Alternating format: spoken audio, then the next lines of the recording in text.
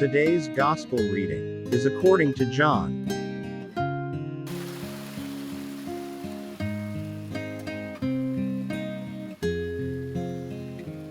Jesus went out with his disciples across the Kidron Valley, to where there was a garden, into which he and his disciples entered. Judas his betrayer also knew the place, because Jesus had often met there with his disciples. So Judas got a band of soldiers and guards from the chief priests and the Pharisees, and went there with lanterns, torches, and weapons.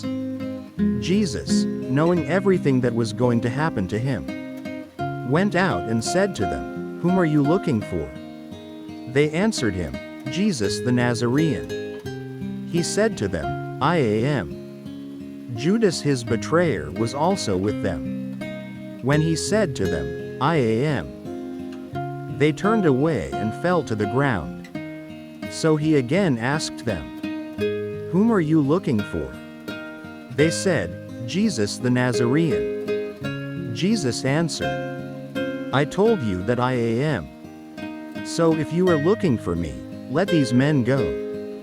This was to fulfill what he had said, "I have not lost any of those you gave me." Then Simon Peter, who had a sword, drew it, struck the high priest's slave, and cut off his right ear. The slave's name was Malchus. Jesus said to Peter, "Put your sword into its scabbard. Shall I not drink the cup that the Father gave me?" So the band of soldiers, the tribune, and the Jewish guards seized Jesus, bound him, and brought him to Annas first. He was the father-in-law of Caiaphas, who was high priest that year.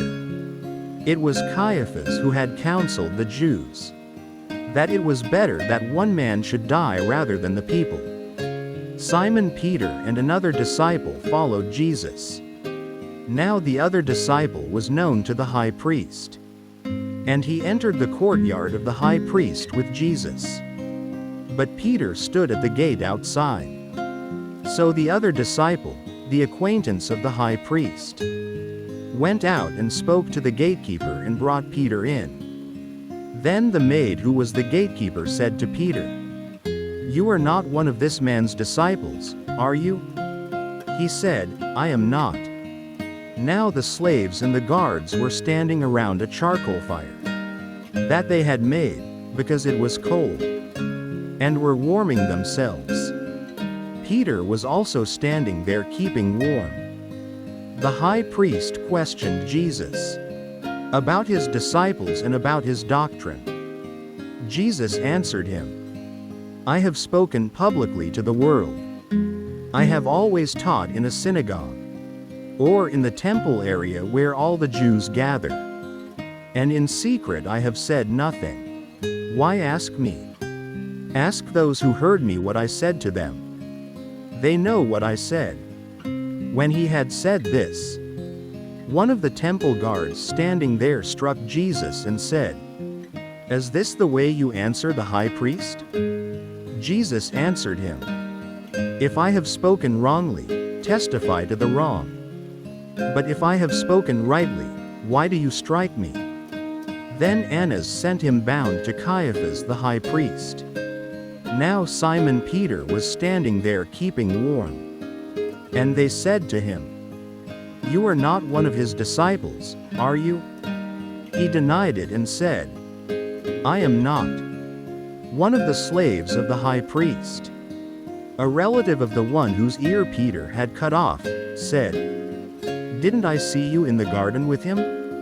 Again Peter denied it. And immediately the cock crowed. Then they brought Jesus from Caiaphas to the praetorium. It was morning, and they themselves did not enter the praetorium, in order not to be defiled so that they could eat the Passover. So Pilate came out to them and said, "What charge do you bring against this man?" They answered and said to him, "If he were not a criminal, we would not have handed him over to you." At this, Pilate said to them, "Take him yourselves, and judge him according to your law." The Jews answered him, "We do not have the right to execute anyone," in order that the word of Jesus might be fulfilled, that he said, indicating the kind of death he would die. So Pilate went back into the praetorium, and summoned Jesus and said to him, "Are you the king of the Jews?" Jesus answered, "Do you say this on your own? Or have others told you about me?" Pilate answered, "I am not a Jew, am I? Your own nation and the chief priests handed you over to me. What have you done?" Jesus answered, "My kingdom does not belong to this world. If my kingdom did belong to this world, my attendants would be fighting to keep me from being handed over to the Jews. But as it is, my kingdom is not here." So Pilate said to him, "Then you are a king?" Jesus answered, "You say I am a king. For this I was born, and for this I came into the world, to testify to the truth. Everyone who belongs to the truth listens to my voice." Pilate said to him, "What is truth?" When he had said this, he again went out to the Jews and said to them, "I find no guilt in him. But you have a custom that I release one prisoner to you at Passover. Do you want me to release to you the king of the Jews?" They cried out again, "Not this one but Barabbas." Now Barabbas was a revolutionary. Then Pilate took Jesus and had him scourged. And the soldiers wove a crown out of thorns and placed it on his head, and clothed him in a purple cloak. And they came to him and said, "Hail, King of the Jews!" And they struck him repeatedly. Once more Pilate went out and said to them, "Look, I am bringing him out to you, so that you may know that I find no guilt in him." So Jesus came out, wearing the crown of thorns and the purple cloak. And he said to them, "Behold, the man." When the chief priests and the guards saw him, they cried out, "Crucify him, crucify him." Pilate said to them, "Take him yourselves and crucify him. I find no guilt in him." The Jews answered, "We have a law, and according to that law he ought to die, because he made himself the Son of God." Now when Pilate heard this statement, he became even more afraid, and went back into the praetorium and said to Jesus, "Where are you from?" Jesus did not answer him. So Pilate said to him, "Do you not speak to me? Do you not know that I have power to release you, and I have power to crucify you?" Jesus answered him, "You would have no power over me, if it had not been given to you from above. For this reason the one who handed me over to you has the greater sin." Consequently, Pilate tried to release him, but the Jews cried out, "If you release him, you are not a friend of Caesar. Everyone who makes himself a king opposes Caesar." When Pilate heard these words, he brought Jesus out, and seated him on the judge's bench, in the place called Stone Pavement, in Hebrew, Gabbatha. It was preparation day for Passover, and it was about noon. And he said to the Jews, "Behold, your king." They cried out, take him away, crucify him."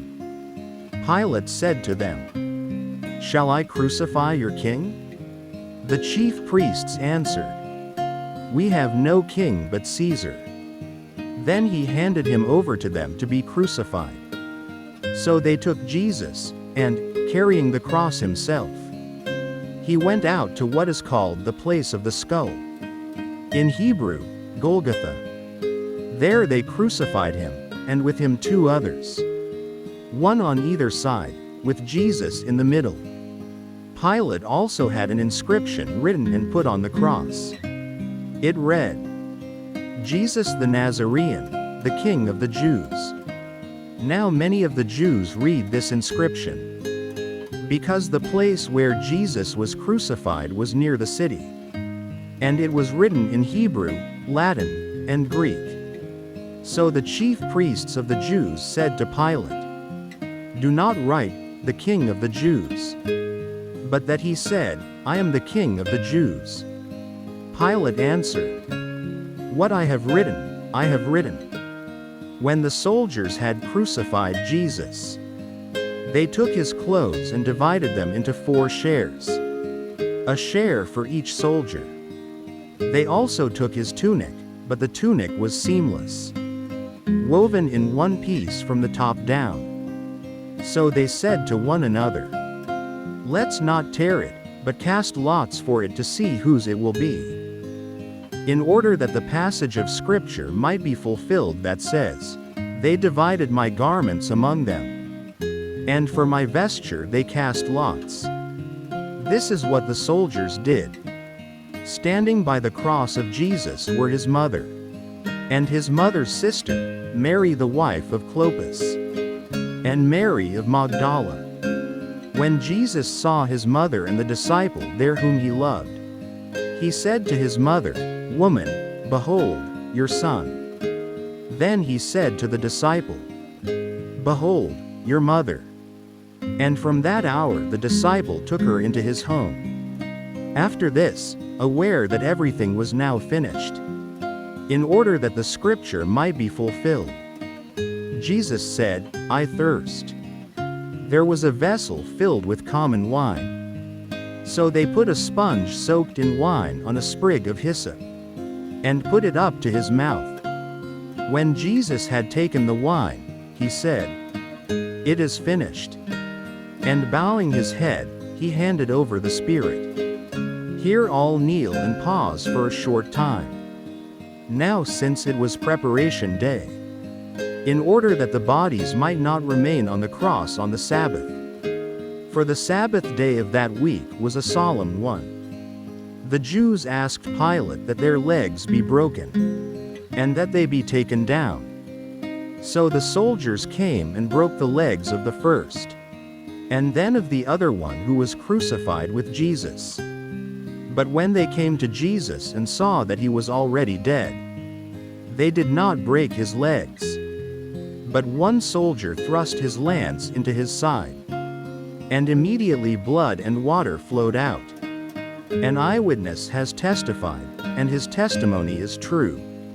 He knows that he is speaking the truth, so that you also may come to believe.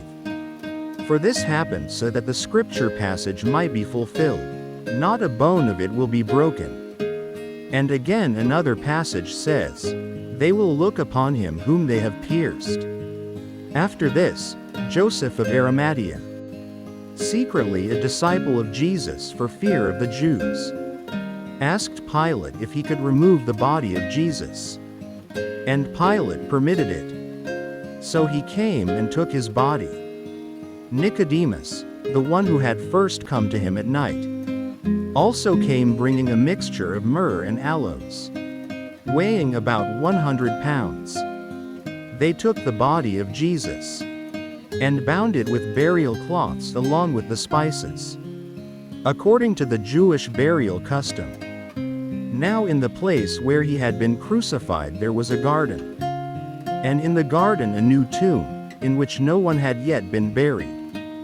So they laid Jesus there because of the Jewish preparation day, for the tomb was close by. The Gospel of the Lord.